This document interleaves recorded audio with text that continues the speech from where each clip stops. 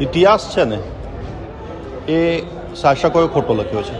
1200 વર્ષથી આ ઇતિહાસ ખોટો લખાયો છે. શાસકો પોતાને અનુકૂળ ઇતિહાસ લખે છે, પોતાની ઈચ્છા મુજબ પોતાનું સારું લાગે એટલો ઇતિહાસ લખતા હોય છે. સાબરમતી એક્સપ્રેસમાં જે પણ ઘટના બની અને એને સળગાવવામાં આવ્યો, આને પણ એક ષડયંત્ર હતું. ષડયંત્રને દબાવીને ખોટો ઇતિહાસ લખવાનો પ્રયત્ન કર્યો હતો. 2001માં માનનીય નરેન્દ્રભાઈ આવ્યા હતા. 2002માં એ શક્તિશાળી ના બને એના માટે અને હિન્દુઓને દબાવવા માટેનો પ્રયત્ન હતો.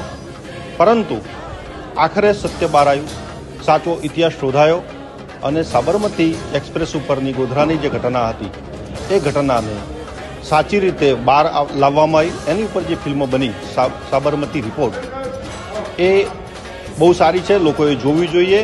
અને પાલનપુરના ધારાસભ્ય તરીકે અનિકેતભાઈએ બધાને ભેગા કરીને આ ફિલ્મ બતાવવા માટે જે પ્રયત્ન કર્યો અને લોકોને જાગૃત કર્યા કે સાચો ઇતિહાસ આ છે, એ પણ અભિનંદનીય છે.